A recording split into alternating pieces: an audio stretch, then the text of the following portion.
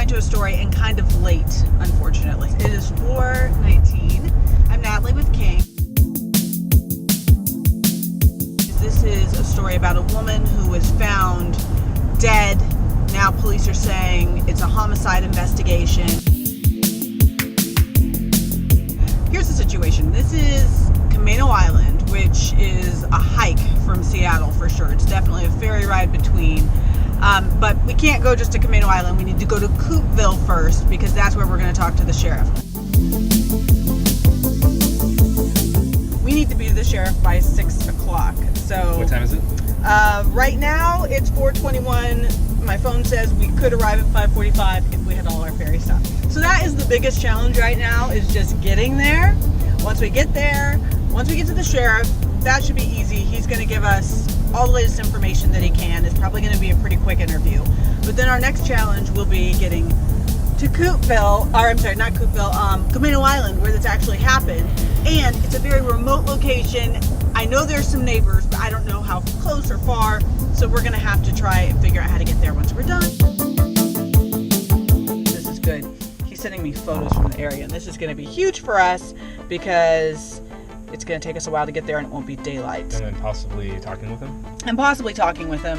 He is a little hesitant. He's like, I don't know what I'd say to you, but I mean, even at, like, you know how it goes, we just need someone to kind of give us an idea what's been going on here all week.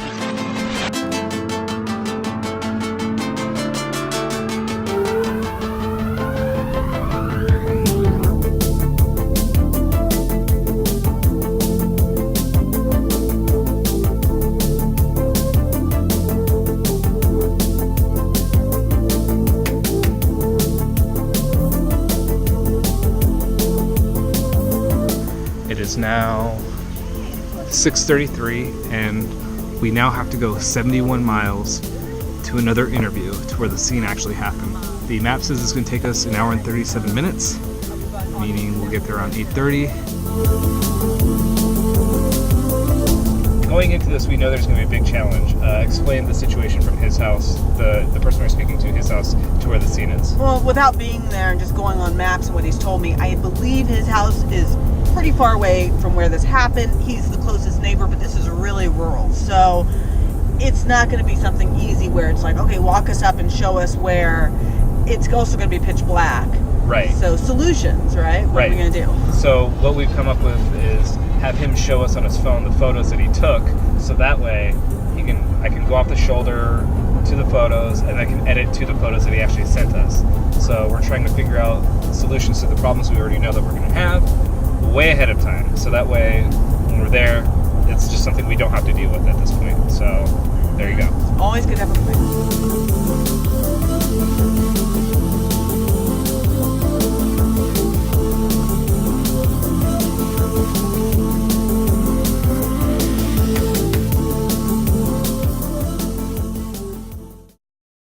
And first at 10, detectives have started working on Camino Island. They're investigating a murder where a woman's body was found near a bunker filled with weapons and ammunition.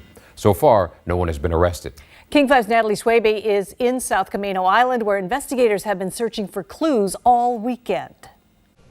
Late tonight, it's much quieter here on Tamarack Lane, but neighbors say over the weekend, lots of emergency vehicles have been out here. And tonight we heard from the sheriff, who's urging anyone with information to come forward, saying one small lead could mean a lot to their investigation. This is the area from behind the coroner's vehicle. David Gustafson first found out about it Saturday. The bunker was a surprise to all of us. None of us knew about that. The peaceful island he's grown accustomed to was anything but. Definitely pretty gruesome for this little area. He watched as one police car after another rolled down Tamarack Lane. His photos show Island County's initial response. SUVs and fire trucks set up around the crime scene. And here's what it looked like this afternoon.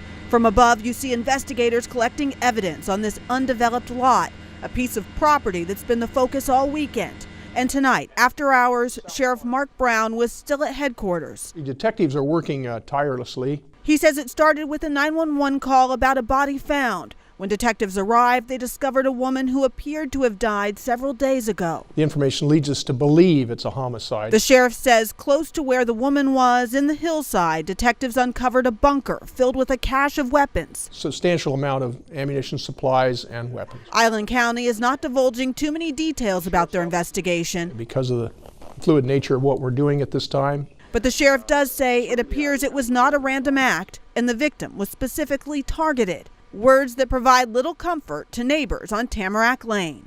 It's weird. It's a tiny little road on the end of an island, you know, you don't expect anything like that to happen. Island County detectives are developing leads on a person of interest in the case, and they say they hope to release that information very soon. Natalie Swaby, King 5 News. For what we were able to get on and the drives and everything, I'm happy about it. Right, absolutely. Your thoughts on small victories? Small victories can be everything, because sometimes when it feels like the day is going wrong, that kind of becomes like your light at the end of the tunnel.